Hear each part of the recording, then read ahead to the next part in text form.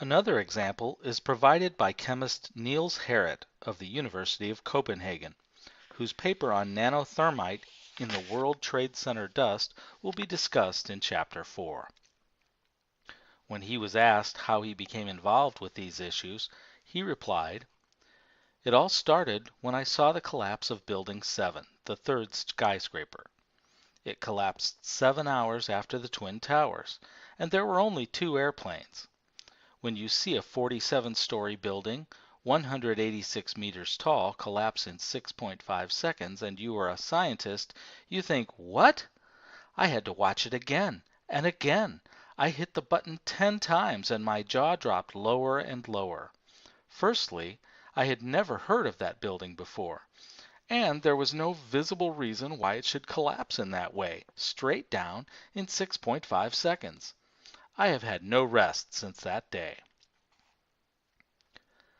Still another example is provided by Danny Jawenko, the owner of a controlled demolition company in the Netherlands, who also had not known that WTC-7 had collapsed.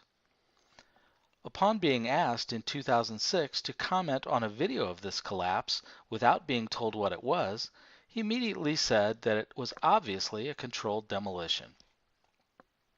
When asked later, after he had had time to study the matter, whether he stood by his initial response, he replied, "Absolutely."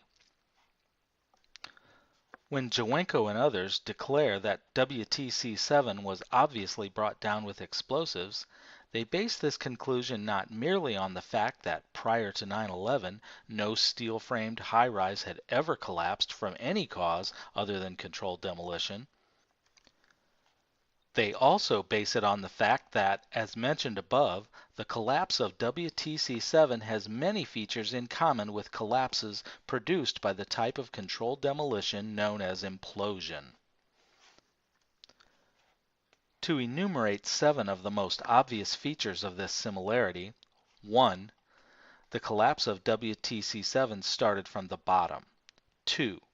The onset of the collapse was sudden, not gradual, as it would have been if, impossibly, it had been brought on by fire heating the steel. 3. The building came down totally, leaving none of its steel columns erect and intact. 4. It came straight down symmetrically.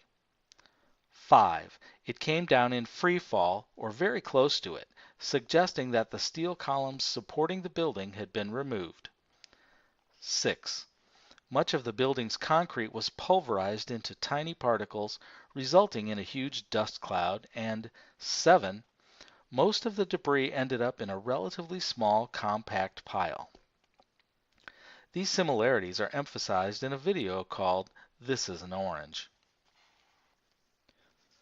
For most people who know anything about steel-framed buildings, the idea that WTC-7 could have come down in this manner without the aid of explosives is completely implausible. Accordingly, if they are not already skeptical of the official account of 9/11, they become so when they become aware of the collapse of this building, as illustrated by the above quoted statements by Daniel Hoffnung, Chester Gearhart, Niels Harrit, and Danny Jawenko. This is why the 9/11 Truth Movement has thought of WTC-7 as the official account's Achilles heel. A positive correlation between 9/11 skepticism and WTC-7 awareness was suggested by the aforementioned Zogby poll, which showed that the number of Americans who were unaware of the collapse of WTC-7, 43%, was roughly the same as those who believed that a new investigation of the 9/11 attacks was unnecessary, 47%. In thinking of the collapse of WTC-7 as the Achilles heel of the official account, therefore, the 9/11 Truth Movement has believed that, as the facts about this collapse become more widespread, so will skepticism about the official position, according to which no explosives were used. The difficulty of providing an explanation of WTC-7's collapse without mentioning explosives was illustrated by the first official report on the destruction of the World Trade Center, which was put out in 2002 by the Federal Emergency Management Agency, FEMA.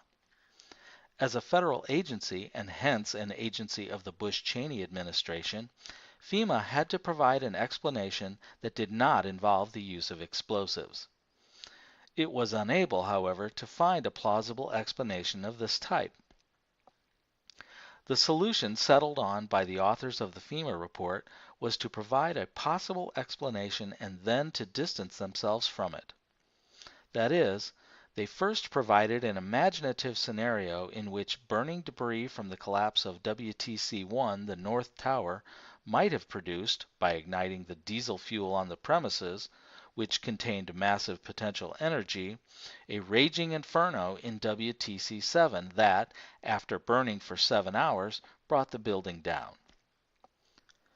But these authors then quickly added a caveat, saying that this scenario, which was their best hypothesis as to why the building collapsed, had only a low probability of occurrence.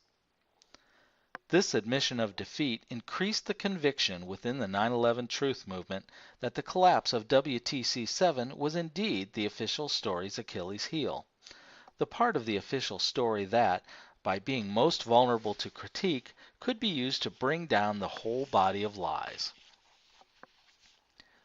NIST takes on the mystery.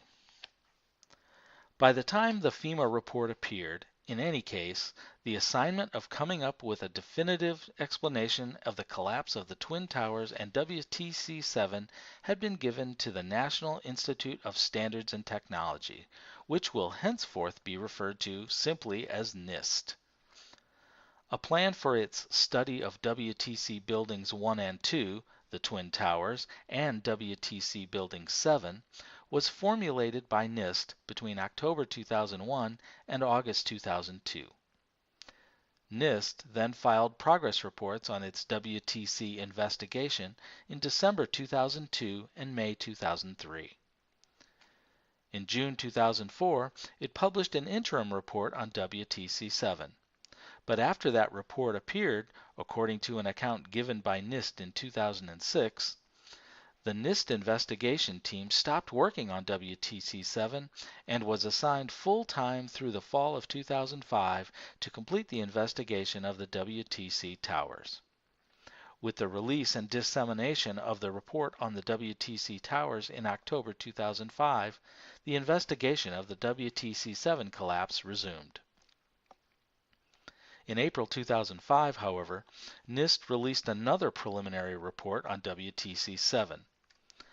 This history is important because when NIST issued its final WTC report in 2008, as we will see later, it claimed in response to the charge that it had deliberately delayed publication of its report, perhaps because of orders from the Bush administration, that it had worked on it only since 2005 and hence for only 3 years. In reality, however, it had worked on it for almost 6 years. In any case, although NIST's theory as to what caused WTC-7's collapse changed over the years, one element remained constant: the denial that the building was brought down by explosives. As the preliminary report of April 2005 put it, NIST has seen no evidence that the collapse of WTC-7 was caused by controlled demolition. How then did NIST intend to explain the building's collapse? Between June 2004, when it published its interim report on WTC-7, and August 2008, when it put out a tentative version of its final report as a draft for public comment, NIST suggested that its argument would be that WTC-7 collapsed because of damage of two types: damage caused by the fires and damage caused by the debris from the collapse of the North Tower, which was considerably closer than the South Tower.